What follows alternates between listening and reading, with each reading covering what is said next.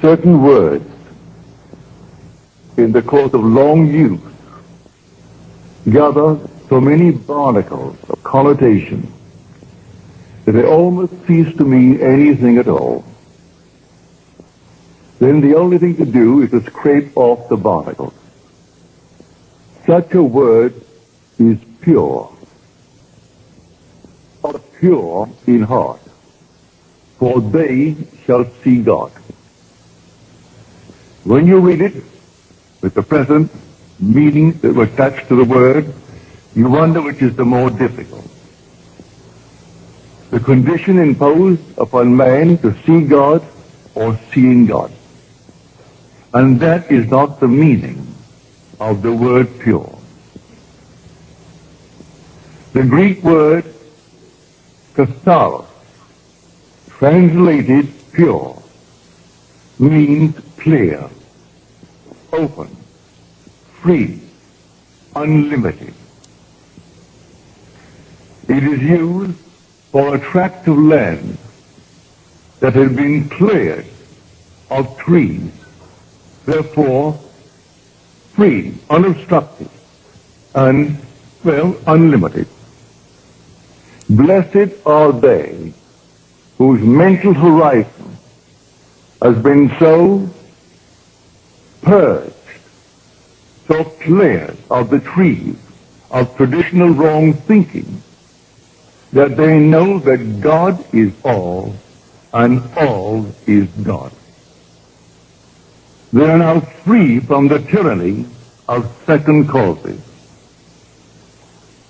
You do not have to work upon yourself to become pure to see God. In other words, a pure heart is the consequence, not the condition of seeing God. The moment you see God, your heart is purified of all secondary causes. And you can turn to the left or the right or to anything in this world, for you'll find the only source of the phenomena of life. Now, the word see, for this is taken from the Greek. The words see and to know are the same word in Greek. Here we are told that if I am pure in heart, and only if I am pure in heart, I will see God. And yet in the same Gospels, I am told that no one has ever seen God.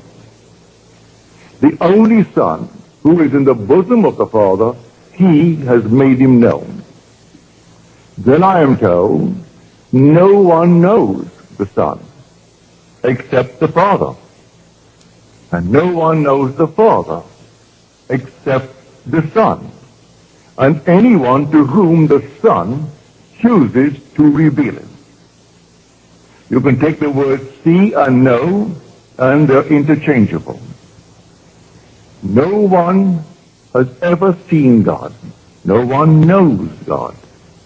But the Son, who is in the bosom of the Father, he has made him known. I can tell you the thrill and the shock in store for you when you are revealed as God. I could tell you from now to the ends of time, and I cannot persuade you to the point of real conviction. It takes the Son to convince you. And when the Son stands before you, everything is done. At that moment, you for the first time know God. And you see him only by knowing him, because to see and to know are the same in Greek. Now you really know who God is when he stands before you, and even before he calls you Father. You have no doubt in your mind as to who he is and what you're looking at. You know your Son. At that very moment, you know God, and not before. You might have heard it, you might have read it, but you are not persuaded to the point of real inner conviction until you know it in this manner. So no one knows who the Son is except the Father. And no one knows who the Father is except the Son. And anyone to whom the Son chooses to reveal him. And if the Son sets you free, you are free indeed. And only the Son can set you free. And so when he comes, and he will come, let the whole vast world rise in opposition to what I'm telling you. It makes no difference to me whatsoever. I know. I've experienced it. And oh, what a thrill and what a shock when you go to bed perfectly normally as a simple man and have an experience of this nature, and suddenly you are startled. You, your simple little being that you are God? Well, you can't deny it. His Son stood before you, and he had no other father. You are his father. And when you have it, then you and I must be one. And when the whole vast world has it, we must be a unity. We must be that unity spoken of in Scripture as the Elohim. That compound unity, one made up of others. The whole vast world will know God. So that this seeing God, based upon the purity of heart, is not something that you set about to do. I can't conceive of any man in this world actually persuading himself by changing of this and changing of that he is pure of heart. When he's living in the world of Caesar, where everything here dies and things are always in turmoil, that he would actually judge himself emotionally or in any other way, mentally, as pure, as he calls the word pure. But you're instantly free of all obstruction as the secondary causes the minute the Son reveals you as God the Father. So I say it is consequent. It is not the condition of seeing God. And so the minute he stands before you, instantly that whole vast, wonderful world of yours is cleared of all obstruction.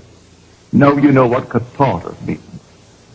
Well, we use the word as a purge in our world. We speak of a cathartic. That's the root of the word. To purge, to open, to set free, to completely leave open a channel so there's no obstruction whatsoever. Not one tree can stand in its way. And so when this track is completely cleared, and it's cleared the minute you see David, at that moment there is no other cause.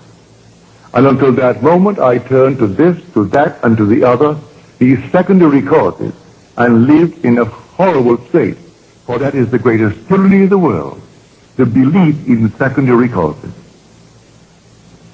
So here, the word pure, let no one frighten you that you've got to set about to purify yourself as the world thinks that is pure.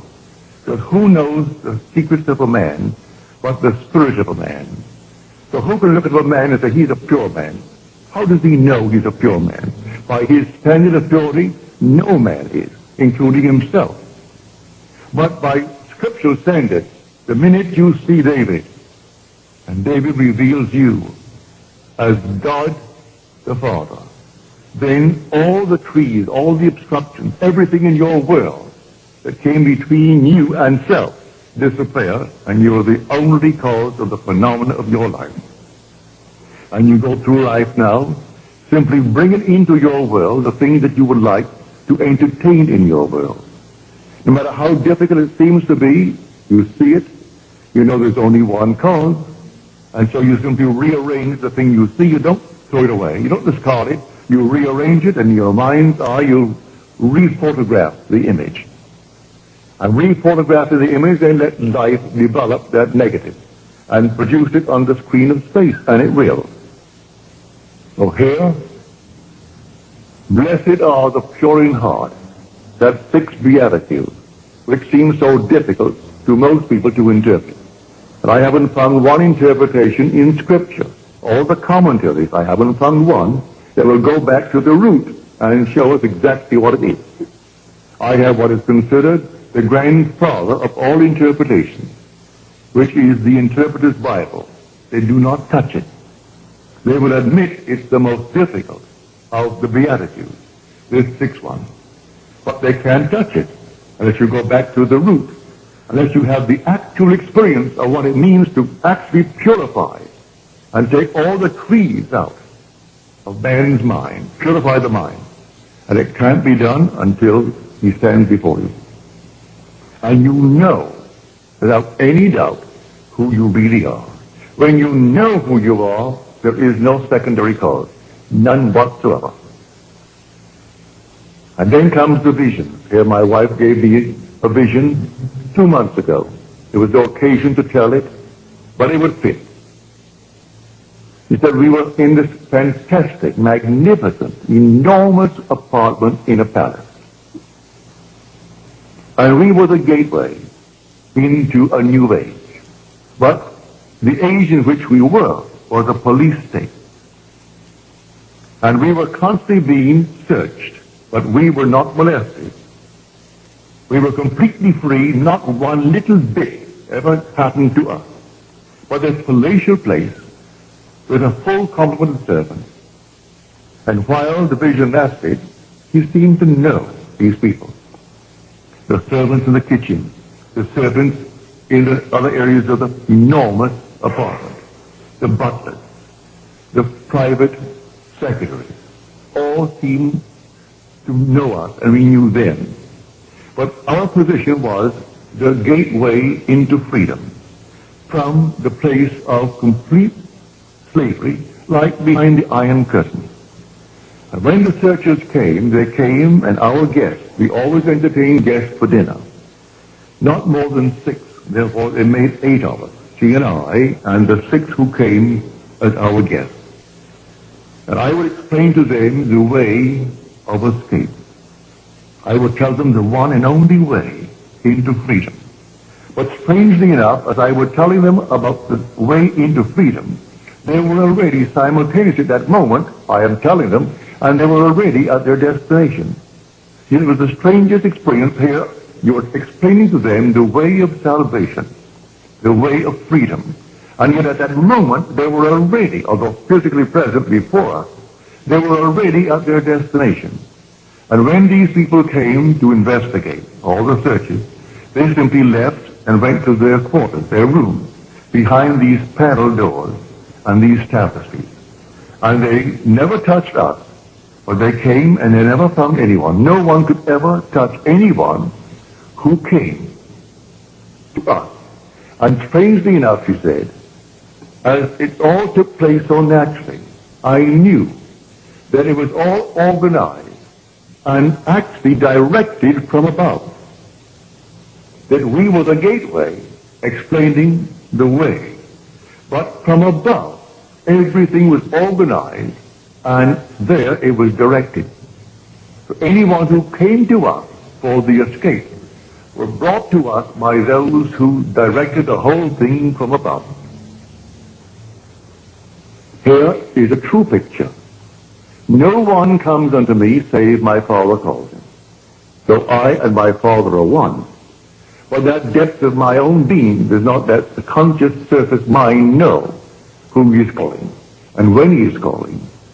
Rarely would he let me know that this one is coming, and he comes in a month, he comes sometimes in a year. But they will tell when to expect it. But normally I am not advised as to when, but the one who speaks is always my own being, is from the depth of my own soul, who is telling me. And he will come, or she will come, or they will come. And sometimes they are even late in the coming.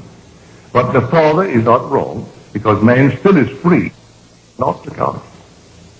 In my own case, when a friend of mine who was just 1 year short of graduating from Fordham University as a Catholic priest, he inherited $2 million and proceeded to lose the entire thing in 1 year on Wall Street. All that he saved was some beautiful paintings that his father left him, and an old packet. It's all 4-packet car. He should have burned the thing up. But when he would sleep on the park bench because he had no money, he paid $10 a month rent at storage for the car to be out of the weather. But he lost his $2 million because he did that. When he told me he met a man that I would enjoy meeting. And this man, he thinks would like to meet me. He thinks we had much in common. Well, because he told me I wouldn't go near the man. I postponed going near my friend Abdullah for 6 months. And then I ran out of excuses. I had no other excuse to give him. And this Sunday night, I said, all right, Dave, I'll go with you. And so I went with him. I came through the door and took the first chair, and the meeting had just begun. And Abdullah broke the meeting as he started to talk to those who were present. He broke the meeting and he came over to me and called me by name. He said, Neville, you are late. You are 6 months late. I said to him, well, I've never seen you before, and I had no appointment to see you, so how could I be 6 months late? He said, the brothers told me you were coming, and to expect you, and that's 6 months ago. Well, it was 6 months ago, and I postponed it and postponed it and postponed it because I had no trust in his judgment of anything that would interest me. Because the man in my eyes was a failure, a complete failure, and I judged by appearances. And he tried to get me to come to meet a man that really was very influential in my life. So I know from my own experience when it actually happened to me, when someone is coming into my world, I know, and they too may delay. They may have certain little barriers, little trees to overcome. But the real overcoming of all the things is when it is revealed to you who you really are. Then all the things that obstructed your view up to that moment, they vanish completely. So that it is not something you've got to make happen in order to see God. Seeing God removes all the trees. Therefore, this so-called pure heart is the consequence, not the condition of seeing God. So when we read in Scripture that no one has ever seen him, only the Son reveals him, it's true. I can see I am. I can see I am's manifestations. I see the necessity of a creative imagination clothing itself in concepts of itself. And I can see myself clothed in concepts of myself. When Scripture speaks of David, this is he, rise and anoint him. And then the Spirit of God came mightily upon David from that day forward. What does it mean? He's clothed with David. But then who is David? You are David. You're doing the will of your Father. He'll put you through all the furnaces of affliction because he cannot give his glory to another. How can I give my glory to another? He can't give it to another. He has to make it you himself. And so he clothed himself with David, as he clothed himself with Gideon. He clothed himself with you, and you are doing the will of your Father. So I have found in David, the son of Jesse, which is I am, a man after my own heart who will do all my will. You are doing your Father's will. Everything that you've imagined, you are doing it. And when you look into the world and you don't like what you are seeing, maybe you haven't cleared it yet, because you're not completely cleared of obstruction until you know God. When you know him, because the Son reveals him, then you know God and you have no obstruction. Until then, there are still secondary causes. And you will say, well, now, he did it, or she did it, or they did it, all the conditions did it. Today we have this, a depression. We have a recession. We have unemployment. And so we turn to all these secondary causes for our present restriction or failure. And it isn't that at all. Someone is ill, and they blame a condition. It's not the thing at all. I can tell you of numberless things that would contradict completely the findings of so-called science today, and blaming this, that, or the other for a certain effect. And I could turn to just as many on the opposite side who never did the things that they claim you must do in order to have the effect, and they ask, then why? Why does this happen to this crowd who never subjected itself to the test that you have given, and yet they have the same effect. We are emotional filters, and we bear the mark of our prevalent emotions. So what is that prevalent emotion that you and I are entertaining morning, noon, and night? I can entertain the limitation of failure. Or I can even get into a cycle, so that at every season of the year, at a certain season, it could be spring, summer, autumn, winter, where things seem to go down. And year after year, they will go down.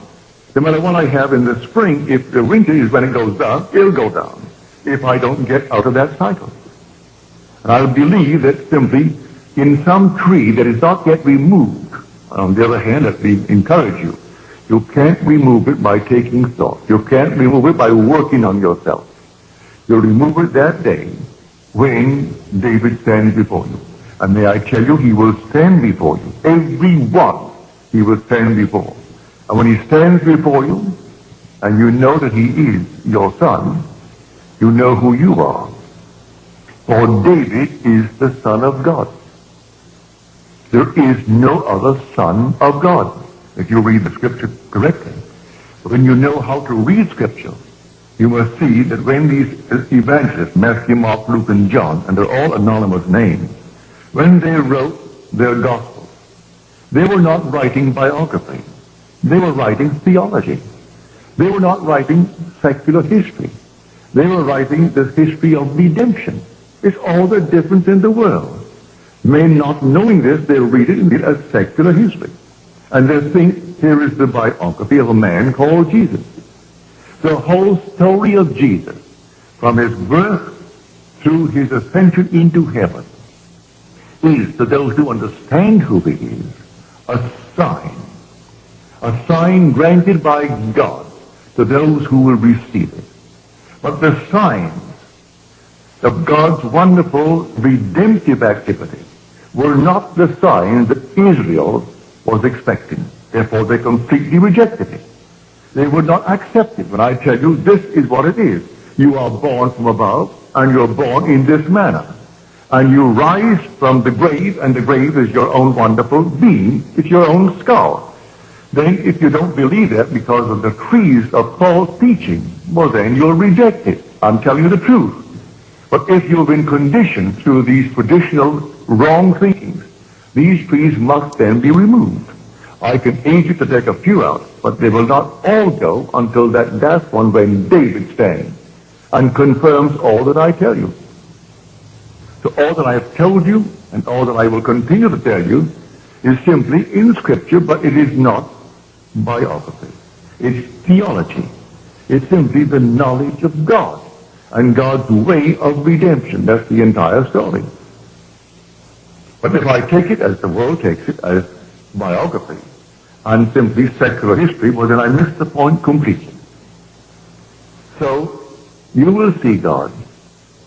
And when you see him, you will say within your heart, well, I didn't think myself qualified. For you don't feel any change. You're so capable of a violent act the very next day if someone should injure the one you love. If someone this very night injured my daughter, or my wife, or those that I love, I am quite capable of the most violent act. And yet I am free of these trees of traditional wrong thinking. And that means I am pure in heart. Well, I make no claim to the purity based upon man's concept of purity. It has nothing to do with any purity as the world thinks it. He turned to the harlot and says, let the one who has no sin, let him cast the first stone. And from the oldest to the youngest, they all left, because none felt within themselves good enough to cast the stone. Because he interpreted the entire story as a psychological story.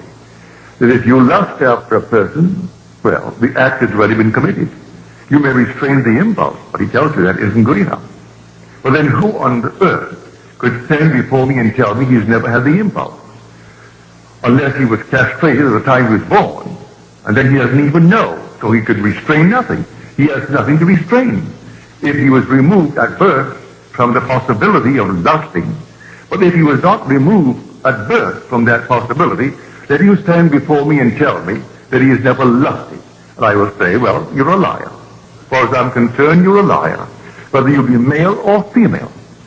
And so that you've never had the impulse to get even. Don't tell me you haven't. Don't tell me you haven't had the impulse and still are capable of the impulse to hurt if someone should hurt the one you love more than you love your own self. And yet, you are pure in heart the day you see David. For the minute you see him, you know the whole vast world has collapsed as far as you're concerned. The whole thing has collapsed. And now you no longer can turn to this, that, and the other and blame it or praise it for anything that's happening in your world. You are simply within yourself, you are God himself. You are the God, creating good, bad, and indifferent in your world. A friend of mine in the audience tonight, he said, I had this vivid dream. My wife and I, and here we are, and the world is coming to an end. The whole thing is coming to an end. It began to shake. A wind, the unearthly wind came up, and then the rain like a flood, and then the earth is shaking. And I said to myself, well, the earth has gone out of orbit. I wasn't afraid of death, and my wife, she wasn't afraid of death. But I thought the whole thing was simply coming apart and coming to an end. That's a wonderful adumbration. Read it in the 13th chapter of Mark. Read it in Matthew. You see these buildings? Not one stone will be left standing upon the other, but it will be turned down. That's when the Son of Man is coming. That's the end of the age. Well, in your case, you had a most wonderful adumbration. And you're not given these adumbrations when you're far removed from the actual event. And this thing happens to you, be watchful. It's coming. This is simply a foreshadowing. In a not altogether, I would conclusive way, no, the way you saw it. But when it happens, when the whole thing collapses, and the ideas by which you lived in the past, you no longer can live by them. You just can't live by them. Nothing external, the whole thing is internal. The whole drama of life is a psychological drama. I know you know it. So your vision is perfectly marvelous, perfectly wonderful. Others are finding themselves interwoven in their lives. 2 and 3 and 4 together, all interwoven as though this thing has been going on over and over again. It has been going on. Before the world was, we were one, and yet individualized. We were brothers, greatly in love, a love beyond the wildest dream of man. And we deliberately and purposely came down into this world of horror for a purpose. And as the poet says, when we are so curious about why are we here, he said, be patient. Our playwright will show in some 5th act what this wild drama means. So here we have it in 4 acts, like the 4 corners of the universe. Wait, be patient. In some 5th act, he's going to show what the wild drama means. And it will be beyond the wildest dream of man, the glory that comes out of the horror to which we go here. We must pass through it. You and I agreed to dream in concert, and we haven't violated that pledge. We still dream in concert. So we can share the same room, share the same events, see them a little bit differently because through different eyes, but the same event. You see it just a little shade differently. So when you read Scripture, don't take anything for granted. For this simple little statement, I have heard so many ministers from the pulpit take that 6th beatitude and they made the strangest thing out of it. They frightened the people to death. But they went through their door after the service and they wondered how on earth would I ever see God. For they knew in the depths of their soul, if they had to be pure, as he pointed out what they had to be, well then you could never see God. But you'll never see him, say you see him through the sun, because you are spirit. You don't look into the mirror and see God. You see him in his Son. Thou art my Son. Today I have begotten thee. And as you're told, if scholars are not convinced that the 2nd Psalm is that of David, but read the 4th chapter of the book of Acts. And you say, O sovereign Lord, creator of the heavens and the earth and the seas and all therein, who by the mouth of our father David, thy son, did say, then he quotes the second psalm. If you want any confirmation as to who actually wrote that second psalm, read the 4th chapter of the book of Acts, which is written by the author of the book of Luke. And in the book of Luke, you read the words in the 20th chapter. Why did David in the Spirit call him Lord?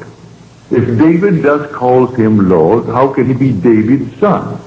For in calling him Lord, he confessed he was his father, not his son.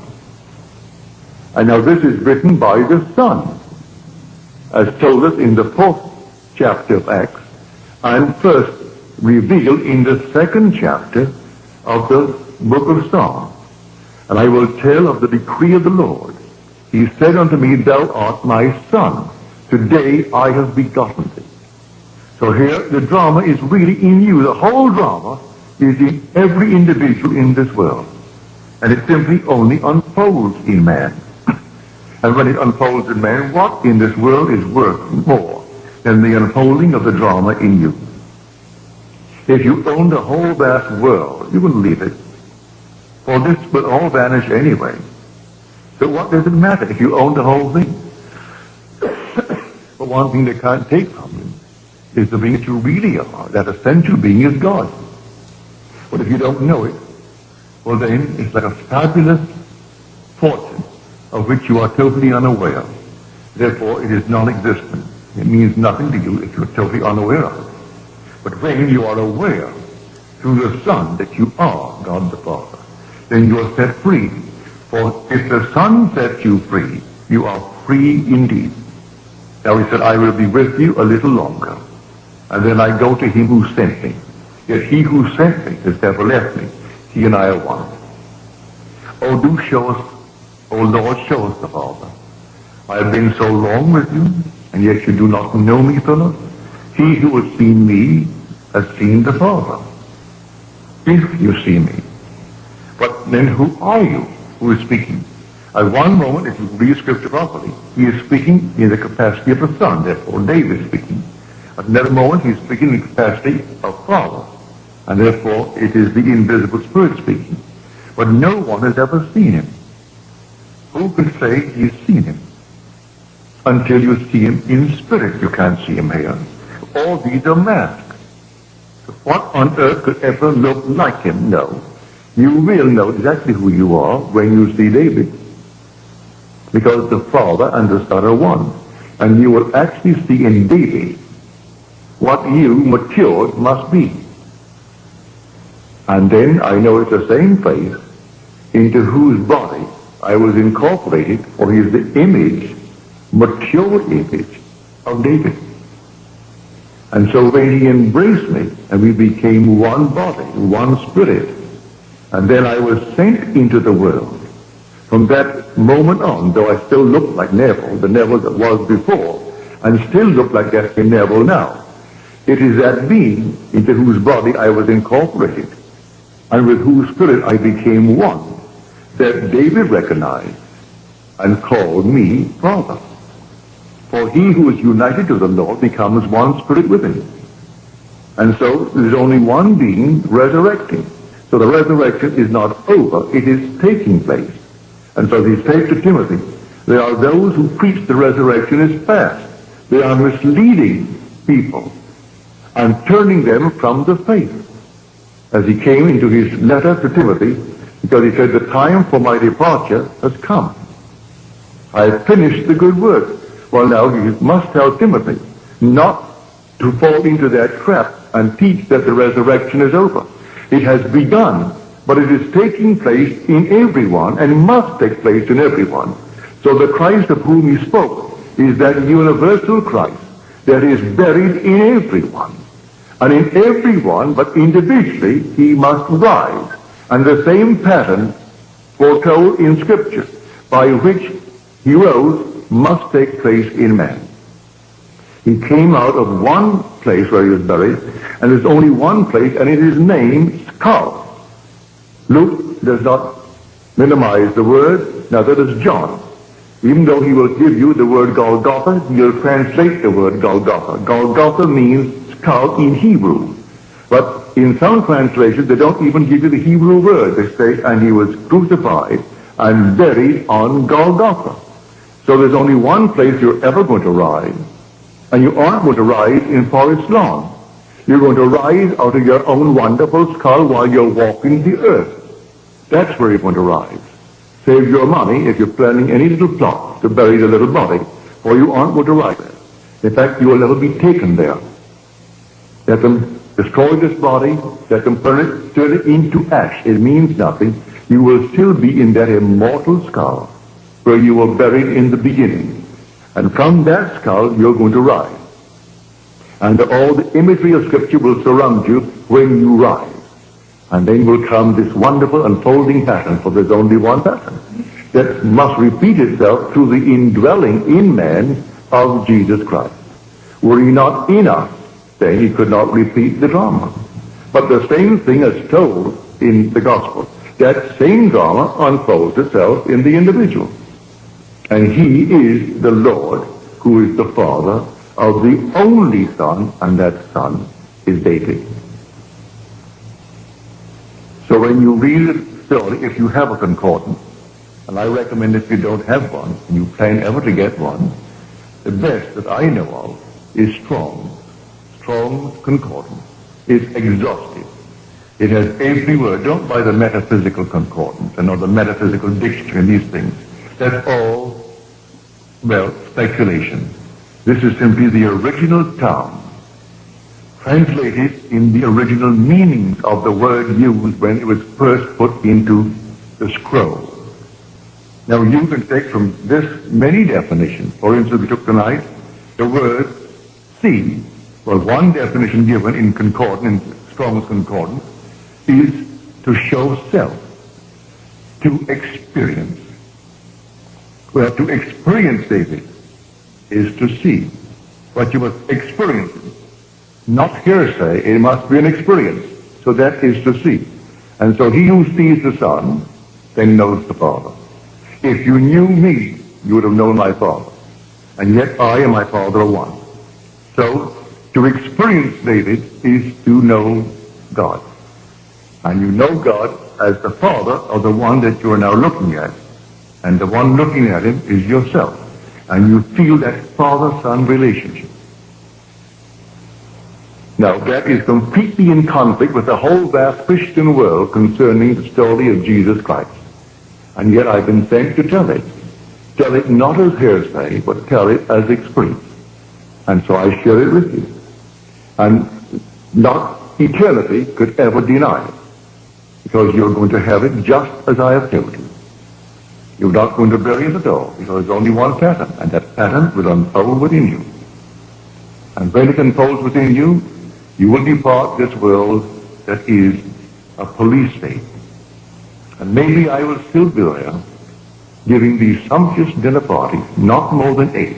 And 8 is the number of resurrection. There were 6 guests, and 6 is the number of man. And 8 is the number of resurrection. So the 6, which is man, now will be set free. So here is sumptuous, wonderful dinner. And not one can fail, because if I am telling them the way of escape, they were at that very moment already at their destination. So not one who came to search the house could ever find one of my guests. And as they came, the butler announced the officer's here, and now my guests would go behind the tapestries and the panel wall into their quarters. And then that very night, always the night of the banquet, they escaped. And that was the vision. So I tell you, it's a true vision. You bring it back, and you know, and she said, strangely enough, I knew them and I was there in the vision. But on waking, you were the only one that I really knew. The others were there for a purpose, and you were playing a part that came from above. For the whole thing was organized and dictated and controlled from above. And there you sat and explained the procedure of departure. And yet, as you told them, they were already at their destination. So no one could have found them anyway. But they went through the means of searching the house. And they came several times in the interval, always at the end of a banquet. They got guests. There were always 6. They left. And they were set free from this police state. For this whole vast world, whether it's behind the Iron Curtain or outside of the Iron Curtain, we are still in a police state. The whole thing. And it's an escape from this world, this age, into that age, where I play the part of the gateway, explaining how it's done. Well, I'm explaining it now to you how it's done. You are here dreaming the dream of life. And the day will come, and come suddenly, like a thief in the night, no warning. You would have adumbrations, like my friend, with the world coming to an end, and the whole thing is taking place around him. You would have an adumbration like that, or something similar. But the actual thing, when it does happen, will take place all within your skull. And a vibration you think, or you will interpret it to be final. You wonder how you could ever survive what is taking place now. And then, instead of dying, you awake for the first time that you can ever remember, a true awakening. And you awake to find that you really are in Golgotha. And that's where you are. And then you know at that moment what has taken place. And you come right out to find the wise ones present. And they find the infant child, just as you're told. And as Scripture tells you, but people skip over the word sign. And this shall be a sign unto you. But you go to church this coming Christmas, and they'll have the little sign, but they don't call it a sign. They call that the fact. And people will bow before the little child. The child is only the sign of your redemption. You were the one who awoke. You were the one who were born from above. And you are the one of whom the evangelist wrote. That Christ in you is the one of whom they speak. And the whole thing is told there, you experience, and the whole story is your story.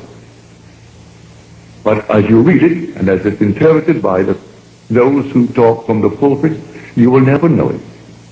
And they wonder why they're still so confused today. It will go on and on and on until actually man comes to the truth of it all. And he comes to it from within himself. So to go back, if you have the concordance, don't take anything for granted. Just simply turn to the word, look it up. You need not know one word of Greek or one word of Hebrew. It gives you a number.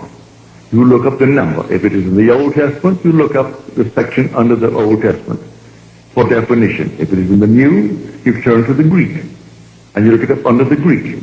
And it takes the number. It will show you the Greek word and the pronunciation of the word.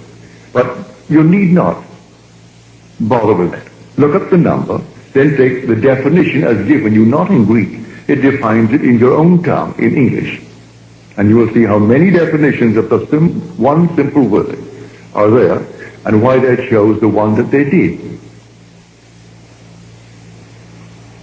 So, blessed are the pure in heart, for they shall see God.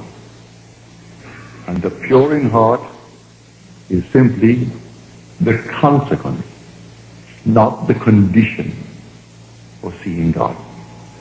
Seeing God produces automatically, instantly, the pure heart, which is nothing more than the purging of the mind of all beliefs in secondary causes, clearing the mind of all obstructions, leaving you completely alone, that God is all that there is, and all is God. Now let us go into the silence.